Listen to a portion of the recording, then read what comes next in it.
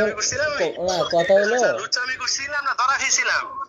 আরে বেটা তুই যে পোলা ফান্দা দিয়ে আমার বিরুদ্ধে গুলো বানাইতেছস, তোর 4-5টা নারী কেলেঙ্কারি, ওগুলোর জবাব কি দিছস জাতিরে? এখন এটা উনি মামুন সাহেব এটা করাইতেছে, এটা আপনি কেমনে বুঝছেন? ওরে ভাই কি কও, তারপর সে নিউজ করে আবার যায় বলে বাবু রগরীর চোখে যারা পানি জড়াইছে তারা কেউ সুখে না থাকুক। তো এরপর তোমার বুঝে আসে না কিছু নাকি? আচ্ছা না এখন কথা হলো হের সাথে তো আহমদ শফি রহমতুল্লাহ আলী চোখে পানি যারা জড়াইছে তারা হের সাথে তো মামুন সাহেবের কোনো সম্পর্ক নাই। ভাই কি বলো তা সম্ভব? আমি দেখাবো তোমাকে, ডকুমেন্ট দিব তোমাকে, আমি সব দিতেছি তোমাকে হোয়াটসঅ্যাপে। দেন কারণ আমি মামুন হকের উচিত, শোনো আমি তোমাকে পরিষ্কার বলতেছি, মামুন হকের উচিত এই ধরনের নোংরামি বন্ধ করা।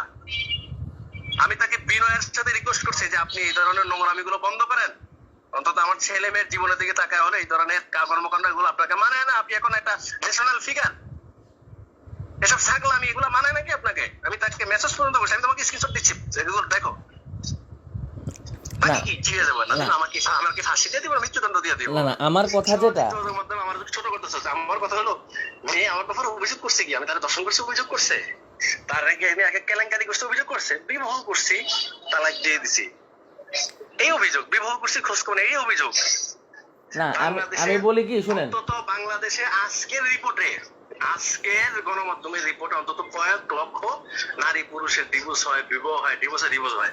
তো বিবাহ করা, ডিভোর্স দেওয়া এটা সামাজিক কোনো অপরাধ না, রাষ্ট্রীয় কোনো অপরাধ না, ধর্মীয় কোনো অপরাধ না। তারপর যদি সে জুলুমের শিকার হয়ে যায় আদালতে যাবে। না আমি বলতেছি কি এটা নিয়ে মৌলবীদের বিশেষ করে এই যারা আছে তোমাদের ডানে বামে তাদের এত সমস্যা কি? না না আমি কথা যেটা বলতেছি শুনেন, আপনি মহিলাদের ফোনে কোন কি বলবো আসলে রাদীপ, আমি একটা কাজে আসছি ওই যে সিটি কর্পোরেশনে, আমরা তোমার সাথে আরো বিস্তারিত কথা বলতে হবে, ঠিক আছে? ফোন করবো তোমাকে আমি বলতেছি কালকে। হ্যালো হ্যাঁ কালকে তো বলছিলেন ইসলামাবাদের কথা, সেটা মানলাম, আপনি ওনার বিরুদ্ধে কয়েকটা লেখা দিয়েছেন, ঠিক আছে। এইটা আমি তো ইসলামাবাদের বিরুদ্ধে কোনো লেখা দিই নাই। কি লেখা দেন নাই? আমি তো কোনো লেখালে কি করি না, আমাকে তুমি 10-12 দিন করে ফেসবুক চালাতে দেখো না, এর আগের কথা বলতেছি। এর আগে উনি রাজনৈতিক ভাবে আমাকে ছোট করছে, আমি ওনাকে ওনার ব্যাপারে স্টেটমেন্ট দিছি, উনি আমাকে ছোট করছে, আমি সেটা প্রতিবাদ করছি। আমি লিখি নাই তো, আমি প্রতিবাদ করছি, উনি আমার উপর আমি ওইটা বলতেছি, ওই ঘটনার কারণে হয়তো উনি করতে পারে আপনি যেটা কালকে আমাকে বললেন, কিন্তু মামুন সাহেব এন্ট্রি নিবে কেন এখানে? মামুন সাহেব এখানে এন্ট্রি নিবে কেন? এই নিউজ গুলো করে কারা, এগুলো শেয়ার করে কারা, এগুলো কমেন্টস করে কারা? আমি তো উল্টা দেখি, উল্লাসিত কারা? মামুন সাহেবের ফলাফল নিউজ এটার উপরে ফেট আপ, ওখানে মামুন সাহেবের নাম আসছে এই জন্য। কোথায় এই যে